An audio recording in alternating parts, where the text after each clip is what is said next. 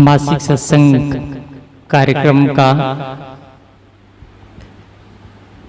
Doctor साहब बता रहे थे 1 साल से ज़्यादा हो गया। दिसंबर माह आएगा वो 2 साल हो जाएगा, लगभग दिसंबर में पूरा 2 साल हो जाएगा।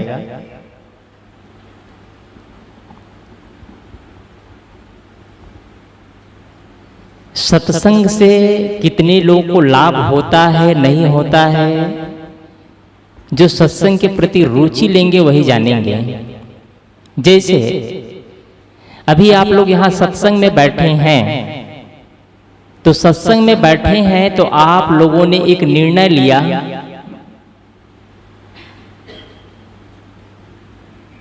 सत्संग में बैठे हैं तो आप लोगों ने एक निर्णय लिया कि मुझे सत्संग में जाना है।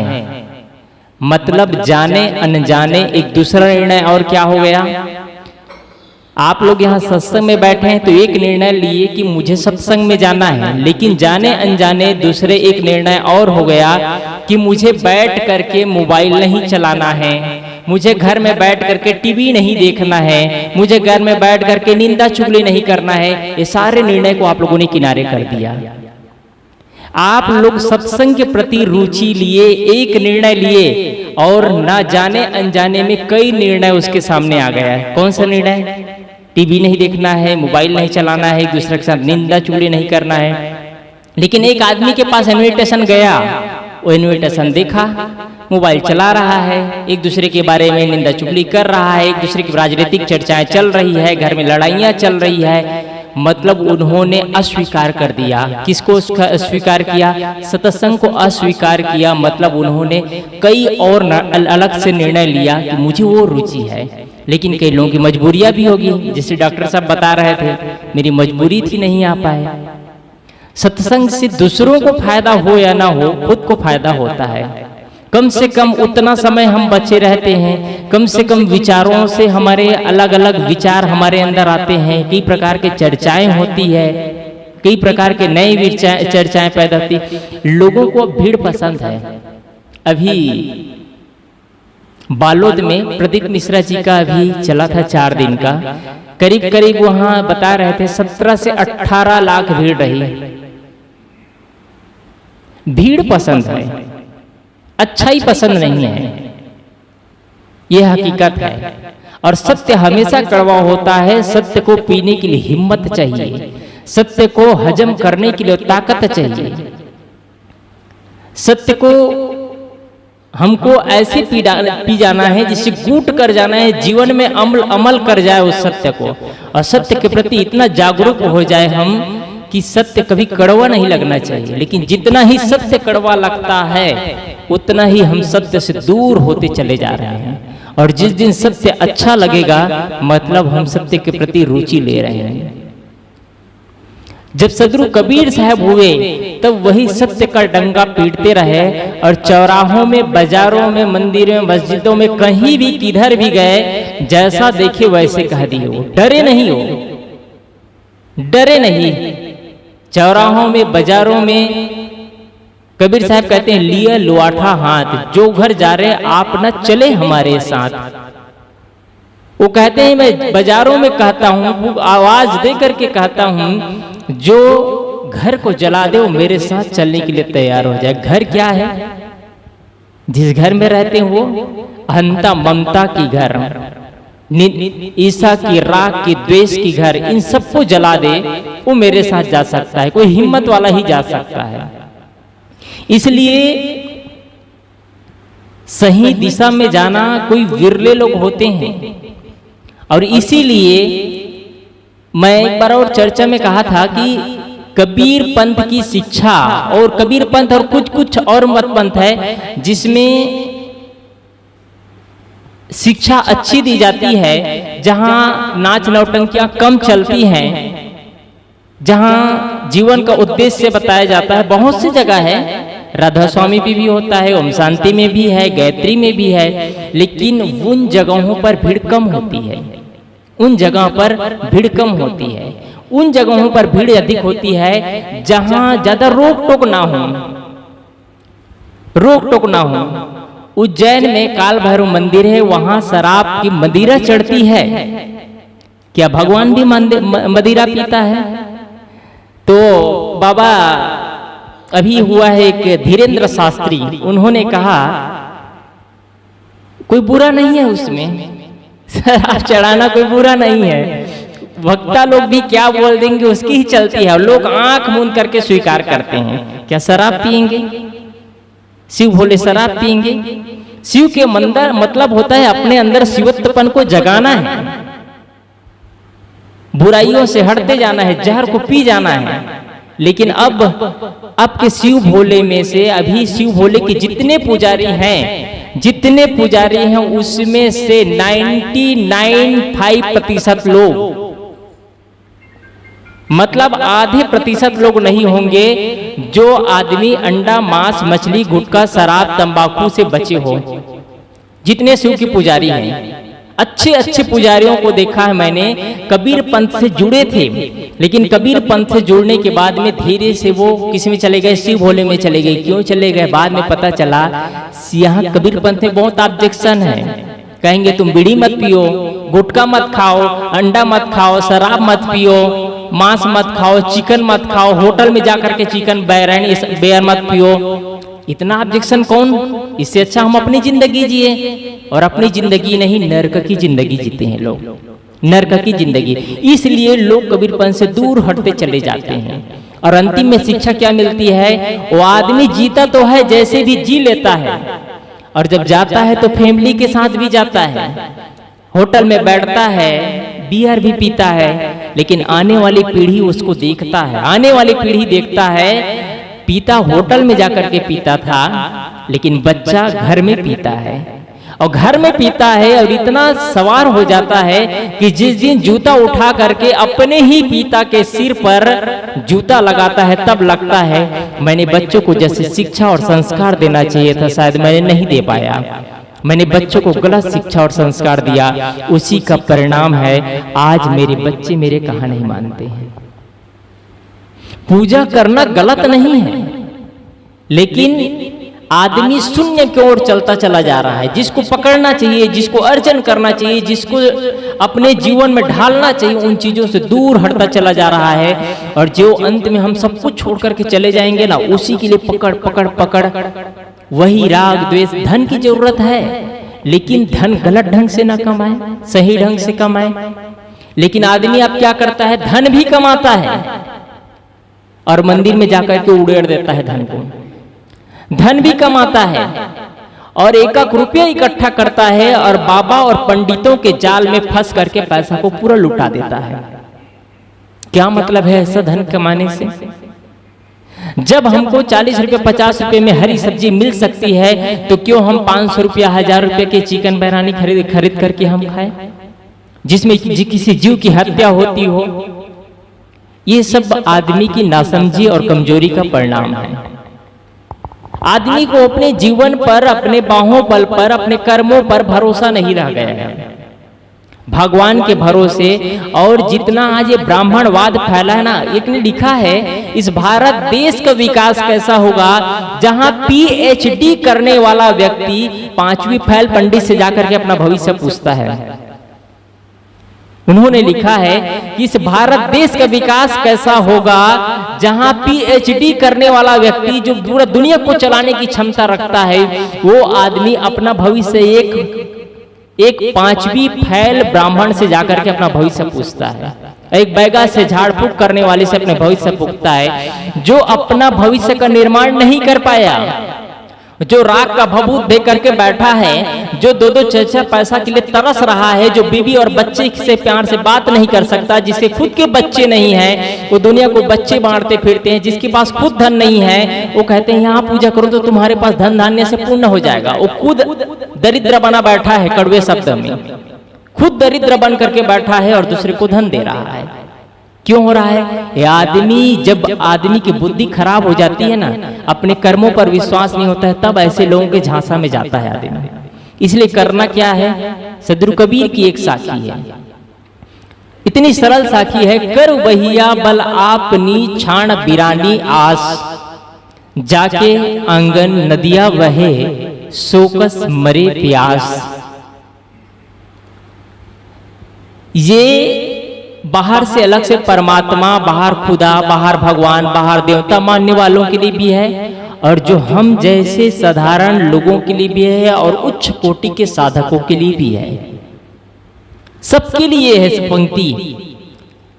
सदगुरु कबीर साहब कह रहे हैं, कर बहिया बल आपनी, ऐ लोगों कर बहिया बल आपनी, अपने बाहों बल पर भरोसा करो। अपने बाहों बल पर भरोसा रखो, अपने बाहों बल पर इतना विश्वास रखो, इतना योग्यता पैदा करो अपने बाहों बल पर कि दुनिया के किसी भी कोने पर चले जाए तो अपने आशा और भरोसा और अपने विश्वास और अपने कर्मों के आधार पर अपने जीवन का निर्माण कर सको। सदगुरु कबीर का संदेश है। छाण बिरानी आस। ये छाण बिरानी आस कैसी बात है? क्या हम दूसरों की आशा भरोसा छोड़ दें? इस संसार में रहते हैं तो एक दूसरे का सहयोग लेना पड़ता है। सदगुरु कबीर साहब उसके लिए नहीं कहते हैं, ये उन लोगों के लिए है जो भगवान के परमात्मा के चक्कर में अपना समय काटते हैं, और जो कहते हैं वही है वही जो राम रची रखा। उन लोगों के लिए कहते हैं जो कहते हैं कि जो कुछ होगा भगवान की कृपा से होगा, जो कुछ होगा परमात्मा की कृपा से होगा, जो कुछ होगा उन्हीं की कृपा से होगा। वो उन लोगों के लिए कह रहे हैं सदगुरु कबीर साहब। उन लोगों के लिए कह रहे हैं कि अपने बाहों बल पर भरोसा रखो, छाण वीरानी आस, दूसरों की आशा भरोसा छोड़ दो। फिर सदगुरु कबीर साहब क्या उदाहरण देते हैं?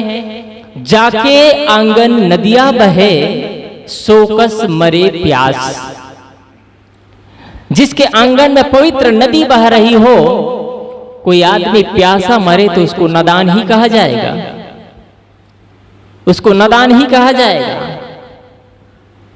जब हमारे सामने नदी बह रही हो तो उससे पानी लेकर के हमको पानी पी लेना चाहिए। सदगुरु कबीर साहब व्यंग करते हैं, पानी में मीन प्यासी मोहि सुनी सुनी आवे हासी।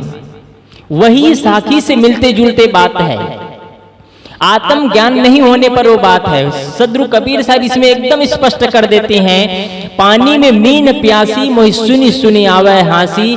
आत्म ज्ञान बिना नर भटके, कोई मथुरा कोई काशी। जैसे नाभि मृगा कस्तूरी, बन बन फिरे उदासी। सदगुरु कबीर साहब क्या कहते हैं? आत्मज्ञान के बिना कोई मथुरा जाता है, कोई काशी, कोई हरिद्वार, कहीं भी भटक रहा है आदमी। घूमना गलत नहीं है, मनोरंजन गलत नहीं है, लेकिन अपने से अलग परमात्मा के चक्कर में अपना समय बर्बाद करना, अपना शक्ति बर्बाद करना, अपना धन द्रव्य बर्बाद करना और बच्चों को गलत दिशा ले जाना, ये गलत है।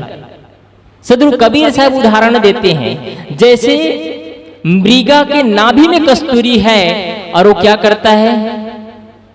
मृगा बाहर घूमता है, बाहर मृगा सुगंध बाहर से ले रहे, कहीं सुगंधित बाहर से महसूस होकर के बाहर बाहर जंगल जंगल भटक रहा है। वही स्थिति हम सब की है यदि आत्मज्ञान नहीं हुआ तो। आत्मज्ञान नहीं हुआ तो वही स्थिति हम सब की है। इसलिए हम सबको सदगुरु कबीर की पंक्ति याद करना चाहिए। और सदगुरु कबीर साहब एक ऐसे निराले संत हुए जो कहीं भी एकदम डंके के आवाज में, डंके के चोट में, खुली आवाजों में, बाजारों में, चौराहों में कहे, कभी डरे नहीं, कभी डरे नहीं। और ब्राह्मणवाद पर इतना उन्होंने करारा जवाब दिया है, बहुत सारी बातें कहे हैं। इसलिए हमको करना क्या है? अपने बाहों बल पर भरोसा रखना चाहिए। आने वाली पीढ़ी, आपके बच्चे आपसे प्रश्न करे कि पापा तुम क्या करते हो, मम्मी तुम क्या करते हो। जब आप किसी भगवान की पूजा करते हैं और आप किसी भगवान मान लेते हैं, जब विडंबना की बात तो ये आ जाती है, आदमी को गोबर पर विश्वास होता है, गोबर का भगवान बना लिया विश्वास, मिट्टी का भगवान बना लिया उस पर विश्वास, पत्थर का मूर्ति बना लिया उस पर विश्वास, एक फोटो रख लिया उस पर विश्वास, एक आटा का कुछ बना लिया उस पर विश्वास, कोई मूर्ति बना लिया उस पर विश्वास। सब पर विश्वास है, सब पर विश्वास है आदमी को। और आश्चर्य की बात यह है कि अपने आप पर विश्वास नहीं है। दुख की बात यह है कि अपने आप पर विश्वास नहीं है, अपने कर्मों पर विश्वास नहीं है, अपने जीवन पर विश्वास नहीं है, अपने प्रारब्ध पर विश्वास नहीं है। किस पर विश्वास है? ये कहां से आया इतनी बुद्धि? ये ब्राह्मणवाद है। ये ब्राह्मणों ने इतना ये आदमी के अंदर भर दिया, आदमी बच्चा पैदा कर सकता है लेकिन बच्चे का नाम नहीं रख सकता है। आदमी मकान बना सकता है लेकिन मकान बनाने के बाद उसमें रह नहीं सकता जब तक ब्राह्मण आकर के गृह प्रवेश न कर दे, ब्राह्मण आकर के वहां तंत्र मंत्र न कर दे, तब तक आदमी उसमें नहीं जा सकता। आदमी योग्य हो जाने पर शादी के लिए लड़की देख सकता है लेकिन शादी नहीं कर सकता है, उतनी योग्यता नहीं है। शादी करने के लिए वही ब्राह्मण चाहिए। कुछ जगह शुरू हुआ है, इधर बिलासपुर साइड जाएंगे तो कोई ब्राह्मण नहीं बुलाते हैं, कोई साधु संत भी नहीं बुलाते हैं। अपना परिवार के लोग अच्छे ढंग से शादी कर लेते हैं। ब्राह्मणवाद के चक्कर में, पंडित पुजारी के चक्कर में, मुहूर्त के चक्कर में अपना समय और शक्ति, आज भी अच्छे अच्छे पढ़े लिखे लोग मुहूर्त देखते हैं, आश्चर्य होता है। अभी बहुत बड़ा तांडव शुरू हुआ था लेकिन कुछ समझ में लोगों की आई। अभी भद्रा काल चल रहा था तो राखी इस समय बांधना चाहिए, उस समय नहीं बांधना चाहिए।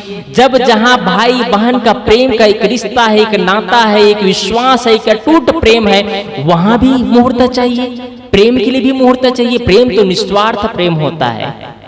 प्रेम उसे ही कहा जाता है जिसमें कोई स्वार्थ नहीं, जिसमें कोई आरोपण नहीं। प्रेम निस्वार्थ होता है। प्रेम अपना और पराया नहीं देखता है। प्रेम तेरा और मेरा नहीं देखता है। प्रेम निस्वार्थ होता है और वह प्रेम सबके साथ होना चाहिए। उसके लिए भी पंडितों ने जाल फेंका कि भद्रकाल चल रहा है, लेकिन लोगों को समझ में आई बातें और वहां से उबर निकले। लेकिन इतना बात भी समझ में नहीं आएगी जब कहेंगे तुम शादी कर रहे हो, मुहूर्त ठीक नहीं है, तो पंडितों के चाल में फिर फंस जाएंगे। कुछ लोग समझ रहे हैं, अब कुछ लोग समझ रहे हैं। जब आदमी पैदा होता है तब मुहूर्त नहीं देखता है। जब आदमी पैदा होता है तब मुहूर्त नहीं देखता है। जब आदमी मरता है तब मुहूर्त नहीं देखता है। ये जीवन का शुरुआत और अंतिम गेट, जो जीवन का शुरुआत ओपनिंग है और जीवन का जो अंतिम कहना चाहिए क्लोजिंग है, उस पे कोई मुहूर्त नहीं देखता है। कोई नहीं सोचता है कि अब मरूं कि अब जन्मूं, कोई मुहूर्त नहीं। और जब जीवन को संवारना चाहिए, जीवन को सजाना चाहिए, जीवन को सही दिशा में ले जाना चाहिए, तब मुहूर्त देखता है। गाली देने के लिए कोई मुहूर्त नहीं चाहिए, निंदा चुगली के लिए कोई मुहूर्त नहीं चाहिए, चोरी के लिए कोई मुहूर्त नहीं चाहिए, हिंसा के लिए कोई मुहूर्त नहीं चाहिए, लेकिन अच्छा कर्म करने के लिए मुहूर्त चाहिए। घर में शादी करना है तो मुहूर्त चाहिए, घर ओपनिंग करना है तो मुहूर्त चाहिए, अच्छा काम करना है, गाड़ी खरीदना है तो मुहूर्त चाहिए, और कुछ करना है तो मुहूर्त चाहिए। कैसा आदमी भटका हुआ है। इसलिए आप सभी से निवेदन है कि आप जहां तक समझते इन बातों को समझिए और अपने इर्द गिर्द, और बहनों माताओं से निवेदन है कि अपने मायके वालों को सबको बताइए कि ये क्या चीज होता है। ये आदमी का चाल है, बस ब्राह्मणों का चाल है, कुल मिलाकर के कहना चाहिए। अब ब्राह्मण कौन? ये जो मैं चर्चा कर रहा हूं ब्राह्मणों की, ये जातिवाद ब्राह्मण के लिए है। लेकिन कुछ श्रेष्ठ ब्राह्मण हैं जो जातिवाद के होते हुए भी जाति से ब्राह्मण है, लेकिन उनका कर्म ही ब्राह्मण है। कर्म ही ब्राह्मण, जिसको आत्मज्ञान हो, जिसको ब्रह्म ज्ञान हो, जिसको साधना प्रायण जीवन जीता हो, जो किसी के लिए अन्याय अत्याचार न करता हो, किसी के साथ खुरापात न करता हो, किसी के साथ कपट का भाव न करता हो, वास्तव में वो ब्राह्मण है, वास्तव में ब्राह्मण है। और जो आदमी ब्रह्म ज्ञान हो जाने के बाद, आत्मज्ञान हो जाने के बाद किसी को मुहूर्त के चक्कर में नहीं भटकाएगा, किसी को मुहूर्त के चक्कर में नहीं भटकाएगा। इसलिए आप सभी से निवेदन है कि मुहूर्त के चक्कर में ना पड़िए। मैं अपनी बात में पुनः आऊं, सदगुरु कबीर साहब कहते हैं, करु बहिया बल आपनी, ऐ लोगों अपने बाहों बल पर भरोसा रखो। जितना हम अपने बाहों बल पर विश्वास रखेंगे उतना ही हम आगे बढ़ते चले जाएंगे, उतना ही आगे बढ़ते चले जाएंगे। और बाहों बल पर विश्वास का मतलब ये है कि आने वाली पीढ़ी को भी वो चीज सिखाए। आप पूजा करते हैं, पाठ करते हैं, सत्संग। अब याद आ गई, अब कबीर पंथ में जो कबीर पंथ की शिक्षा लेने वाले हो, चाहे राधा स्वामी वाले हो, चाहे गायत्री वाले हो, इतने अच्छे मत पंथ और संप्रदाय ओम शांति वाले हो, सभी अच्छे हैं, ये अच्छाई उसमें नहीं दिखती है। अब उनके पंथ वाले क्या कर रहे हैं, अन्य में चलते चले जा रहे हैं, अन्य में चलते चले जा रहे हैं। ठीक है, जिसको जहां से अच्छी शिक्षा मिल जाए, लेकिन शिक्षा कम मिल रही है, आदमी भटक रहे, तांडव चल रहा है, तांडव, भीड़ और तांडव चालू हो चुका है। अभी आने वाला है नवरात्रि, गणेश पक्ष और नवरात्रि, बड़े श्रद्धा के साथ में आदमी गणेश पक्ष में गणेश आप कहना चाहिए स्थापित करेंगे और विसर्जन करेंगे, और दूसरे दिन उसको बुलडोजर से साफ भी करेंगे। हकीकत हो रहा है, ये बनावटी बात नहीं है। आज से साल भर पहले की बात है, आपके खरोरा में गणेश की झांसी निकली थी, तो 1 करोड़ रुपए का डीजे लगा था। 1 करोड़ रुपए का डीजे लगा था। क्या मतलब है इसका? चटक मटक में आदमी पैसा को ऐसे बर्बाद कर दे, तांडव में। जब वो डीजे चलता था तो जमीन हिलता था, जमीन। कितना नुकसान है उससे। ये क्या है, आदमी को आज बस वही दुनिया की कहना चाहिए रौनकता, दुनिया की रिझाने और खिजाने वाली चीज अच्छी लगती है, लेकिन जिस दिन आदमी को सही दिशा में रीझ और खींच हो जाए, रिश्ता चला जाए, जिस दिन सही दिशा में चलता चला जाए, उस दिन आदमी को ये सब चीज नफरत जैसे लगेगी, नफरत जैसे लगेगी। अच्छे पढ़े लिखे लोगों को देखा गया है, जब अपने आप पर विश्वास नहीं होता है, हर कार्य करेंगे विज्ञान के आधार पर, लेकिन जब कोई विषम परिस्थिति आती है तो कोई दूसरा भगवान को मनाने चला जाता है। कोई साथ देने वाले नहीं, हमारा कर्म ही साथ देगा अंतिम में। इसलिए कर्म को सुधारें। कर्म अच्छा रहेगा तो हमारा धर्म अच्छा बनता चला जाएगा। धर्म को सुधारने का सही तरीका है कर्म को सुधारें, और कर्म सुधरेगा तो मन सुधरेगा, कर्म सुधरेगा तो पूरा परिवार सुधरेगा। कर्म को संचालित सही करें, और कर्म को संचालित कहां से होगा?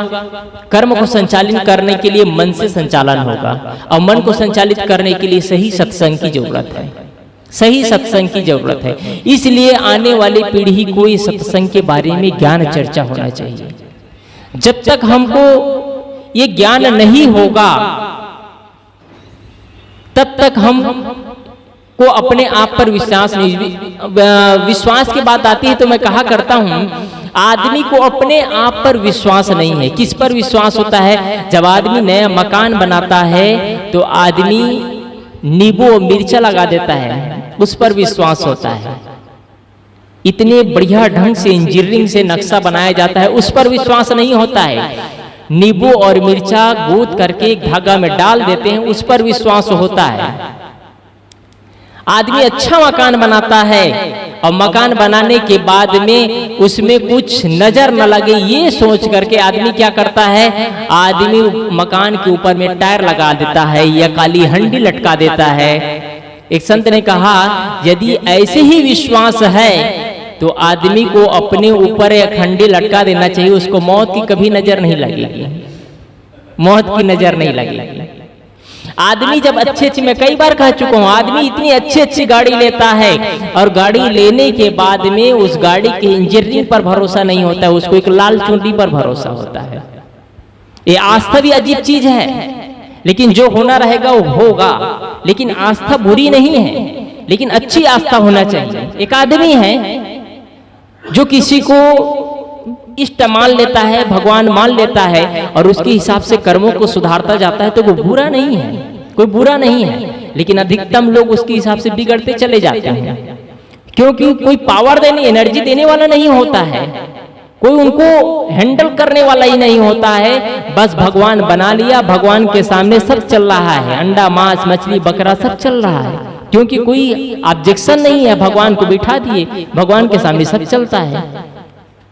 इसलिए आदमी को सही दिशा के लिए सही जगह जाने की जरूरत है, सही संत गुरु की जरूरत है, सही मार्गदर्शक की जरूरत है, सही बड़े बुजुर्गों के पास बैठने की जरूरत है। और ये दिशा सही नहीं होगा तो हम गलत दिशा की ओर चलते चले जाएंगे। इसलिए विश्वास हो तो गुरु परंपरा पर विश्वास होना चाहिए, गुरुओं पर आस्था करना चाहिए। इसलिए सदगुरु कबीर साहब कहते हैं, गग्गा गुरु के वचन ही मान। एक ज्ञान चौथी समय आता है, ऐ लोगों गुरु के वचनों को मानो, दूसर शब्द करो नहीं कान। दूसर शब्द क्या है? यही भ्रामक शब्दों से बचने के लिए कहते हैं। भ्रामक शब्दों से बचते चले जाइए। जितना ही हम भ्रामक शब्दों से बचेंगे उतना ही हमको आत्मज्ञान होगा, और आत्मज्ञान के लिए सबसे ज्यादा आपको आत्मज्ञान प्राप्त होगा कबीर साहब की वाणी से। बहुत सारे संत हैं, लेकिन सिर्फ कबीर एक ऐसा निराले संत हुए हैं जिसके पास इतने खजाने रहे हैं। और क्यों कह रहा हूं इसको मैं, आज तक ऐसा कोई संत नहीं हुआ है जिनके बातों को पूरे हर मत पंथ और संप्रदाय के लोग स्वीकार करते हो, लेकिन सिर्फ एक कबीर साहब हुए जिसको हिंदू ने स्वीकार तो किया, मुसलमान ने भी स्वीकार किया। मुसलमान ने तो स्वीकार किया, ईसाइयों में, उसमें सिख में, गुरु ग्रंथ में टोटल कबीर साहब की वाणियां आती है। क्यों ऐसा हुआ? सदगुरु कबीर साहब किसी पंथ और मत और संप्रदाय से चिपके नहीं थे। और आपको बताऊं, मत पंथ और संप्रदाय की बात कहा तो एक कबीर पंथ भी सदगुरु कबीर का चलाया नहीं है। कबीर पंथ भी सदगुरु कबीर ने नहीं चलाया। सदगुरु कबीर के जाने के बाद में कबीर पंथियों का एक समाज, एक सैलाब तैयार हुआ, और उन लोगों से परंपरा चलती आई कबीर पंथ का। सदगुरु कबीर साहब का नहीं है कबीर पंथ। सदगुरु कबीर साहब के जाने के बाद शुरू हुआ है कबीर पंथ।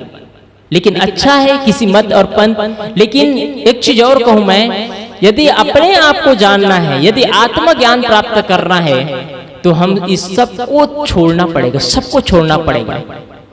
गायत्री हो, राधा स्वामी हो, ओम नमः शिवाय हो, कबीर पंथ हो, सबसे ऊपर उठना पड़ेगा हमको।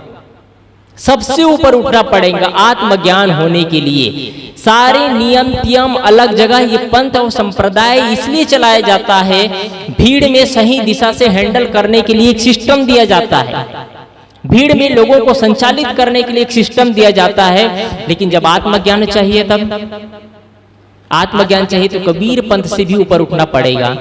क्यों कह रहा हूं मैं ये चीज? कबीर पंथ में हम कहते हैं कि पूजा पाठ ये अलग है, इससे कोई ज्ञान नहीं है। लेकिन 50% कबीर पंथी कहते हैं कबीर साहब का परमात्मा है, कबीर साहब के नाम जपो मुक्ति है। बात दुविधा ही नहीं। हम कहते हैं कि नाम जपने से नहीं बदलेगा जीवन, लेकिन कुछ कबीर पंथी कहते हैं कबीर साहब ही सर्वश्रेष्ठ हैं, नाम जपने से कल्याण हो जाएगा। नाम जपने से नहीं, कर्मों से होगा। हम ये कहते हैं तन मन वचन की पवित्रता से कल्याण होगा। इसलिए मैं कहा एक ही पंथ में कई प्रकार के विचार आएंगे, एक ही पंथ है उसमें कई प्रकार के विचार आएंगे। और जब आत्मज्ञान चाहिए, तब आत्मज्ञान में किसी मत और पंथ के विचार नहीं टिकेंगे। वहां सिर्फ एक रहेगा आत्मज्ञान, और आत्मज्ञान के लिए आत्मज्ञान में सिर्फ अपने आप से मुलाकात होगी।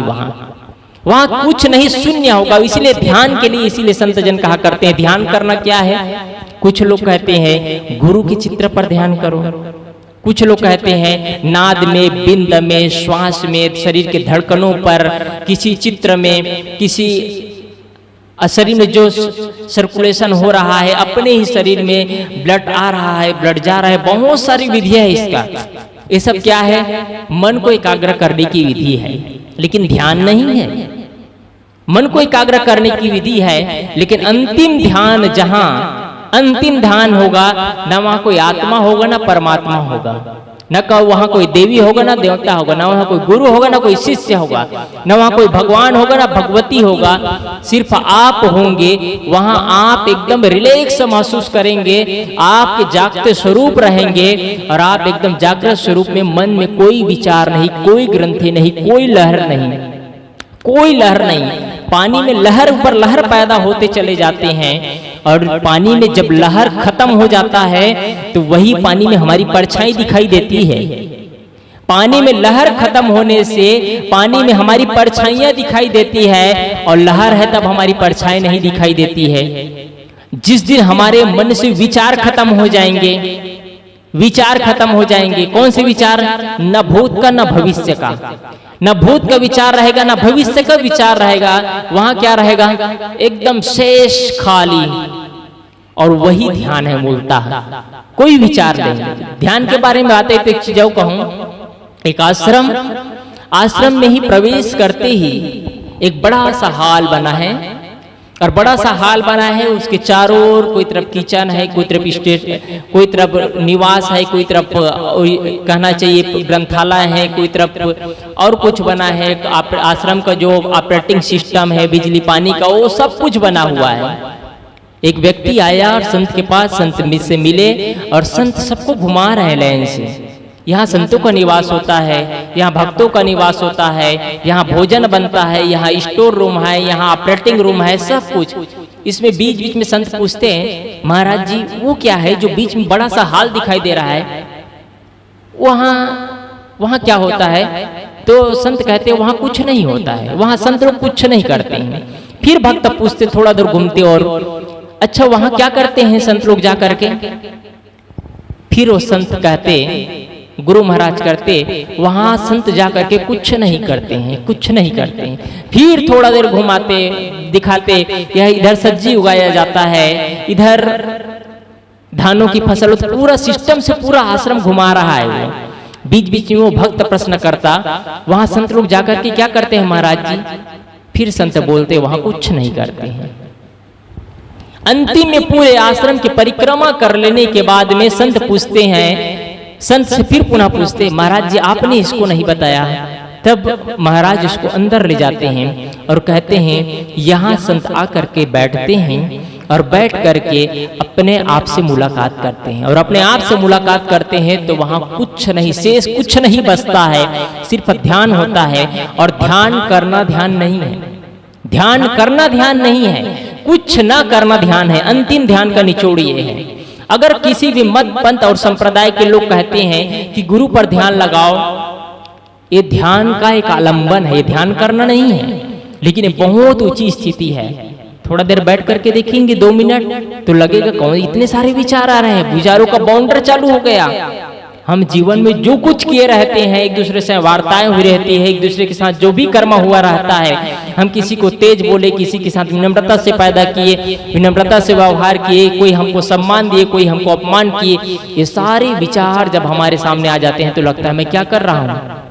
इसलिए ध्यान के लिए बहुत अभ्यास चाहिए, और अभ्यास से नहीं होगा, सिर्फ अभ्यास से ही ध्यान नहीं होगा, कर्मों के सुधार से होगा। हम ध्यान का अभ्यास तो रोज करेंगे, 2 घंटा 3 घंटा अभ्यास करते चले गए, और कर्म हमारा खराब है, हम कर्म ही रिश्ते खींचते चले जाए, परिवार में, समाज में एक दूसरे से रिश्ते खींचते चले गए, बहू से, बेटे से, नाती से, पोते से, भाई से, बहन से, एक दूसरे से लड़ाइयाँ होती चली जाती है। तो कितना भी हम ध्यान कर ले, कितना भी अभ्यास कर ले, ध्यान नहीं लग सकता है। मैं पुनः अपनी बात पर आऊं। मैं सदगुरु कबीर साहब की पंक्ति मैंने कहा था, करो भैया बल आपनी, ऐ लोगों अपने बाहों बल पर विश्वास रखो, अपने कर्मों पर विश्वास रखो, अपने आशा, अपने बाहों बल पर आशा भरोसा रखो, और जीवन का निर्माण ऐसे करो। सदगुरु कबीर साहब कहते हैं, जीवन का निर्माण ऐसे करो कि आपके बच्चे आपको सम्मान दे सके, आपके नाती पोते आपको सम्मान दे सके। आप बच्चे हैं तो आपके माता पिता, आपके बुजुर्ग, आपके घर के बड़े सदस्य आपको प्यार से सम्मान दे सके। इतनी योग्यता पैदा अपने अंदर करना चाहिए, हमको इस योग्य बनना चाहिए कि हर लोग हमसे प्यार से बात कर सके, हर लोग हमको सम्मान दे सके। सम्मान का मतलब हम बहुत पैसा कमाएंगे तब सम्मान मिलेगा, नहीं। सम्मान ज्यादा मिलता है आदमी को, प्यार ज्यादा मिलता है आदमी को सुंदर स्वभाव से।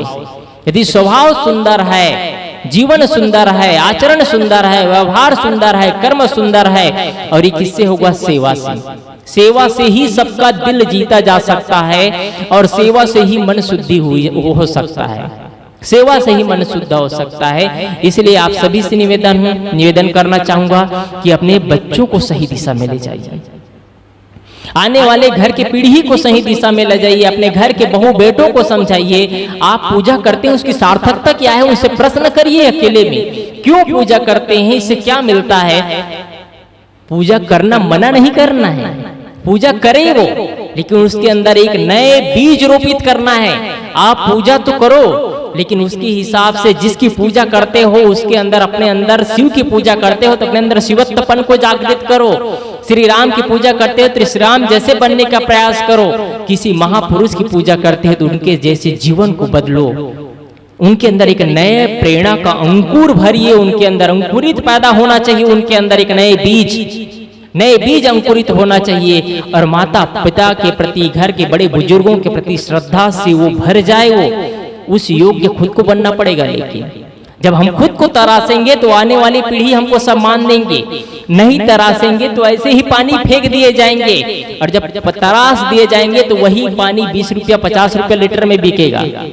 हम क्या करते हैं, जब अपने जीवन को तराश देते हैं तो वही घर के बच्चे हमको सम्मान देते हैं, और जीवन को नहीं तराशते हैं तो पापा का स्वभाव अच्छा नहीं है, दादा का स्वभाव अच्छा नहीं है, हमसे लोग बात नहीं करते, हमसे लोग नफरत करते हैं।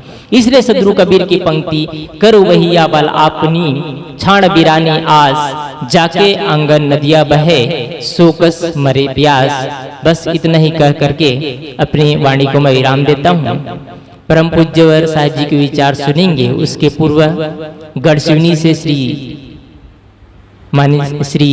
जीवन साहब जी से आपसे निवेदन है कि आप भी अपना कुछ विचार या पद रखें, फिर पूज्यवर साहब जी के विचार सुनेंगे। बोलिए सद्गुरुदेव की जय।